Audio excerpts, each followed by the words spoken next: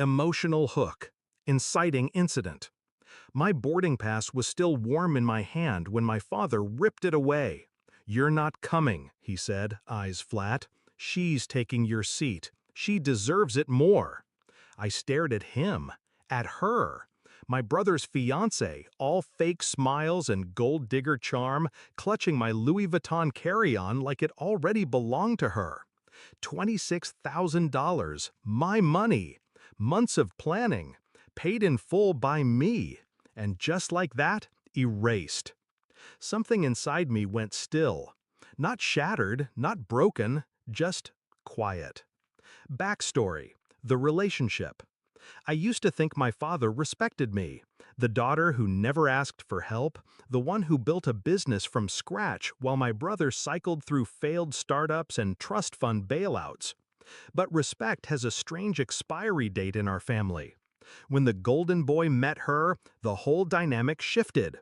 She flattered him, laughed at his jokes, and let him feel like a king. My father adored her instantly. I became background noise. Still, I played along. I hosted them for dinners, bought her expensive gifts, even helped plan their engagement party.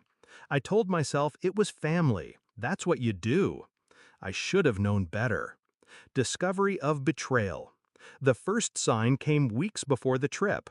Dad started making small changes to the Dubai itinerary, adding her name to reservations, removing mine from group dinners.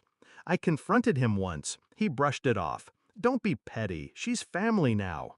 But the final blow came 2 days before departure. I overheard them in the kitchen.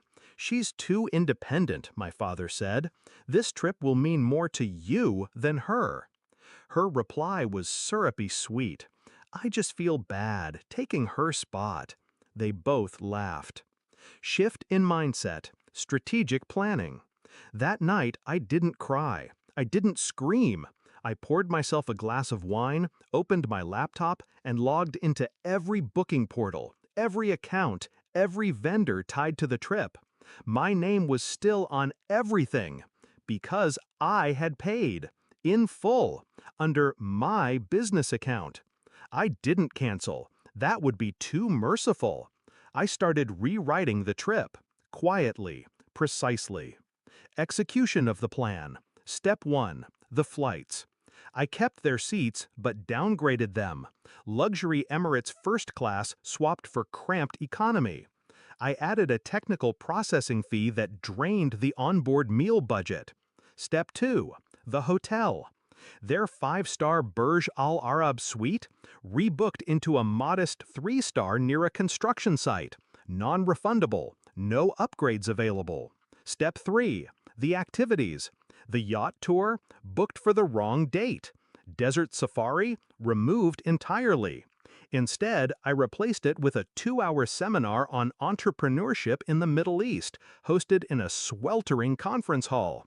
Attendance mandatory, because I listed them as keynote speakers. Step 4. The money.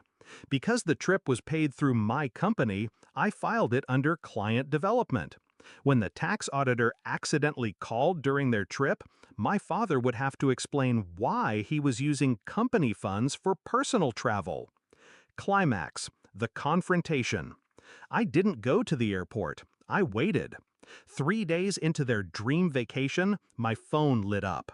My brother, yelling, "Did you mess with our bookings? We're stuck in the middle of nowhere. Dad's using it." I could hear my father in the background shouting about refunds, calling me ungrateful. I let him rant. When he finally demanded an explanation, I spoke slowly, calmly. "You told me she deserved it more," I said, "so I gave her exactly what she deserved." Silence. Then, low and venomous, "You've humiliated us."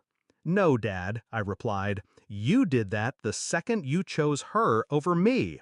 I just made sure you'd remember it." Resolution. Emotional release. When they came back, the air between us was different. My father wouldn't look at me. My brother's fiancée avoided me entirely. 2 weeks later, my father quietly transferred back the $26,000.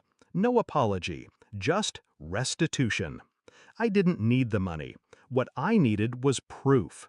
Proof that I wasn't powerless, that I could take their cruelty, dress it in silk, and hand it back to them with a bow. And now, every time my father starts to dismiss me, his eyes flicker, just for a moment, like he remembers Dubai.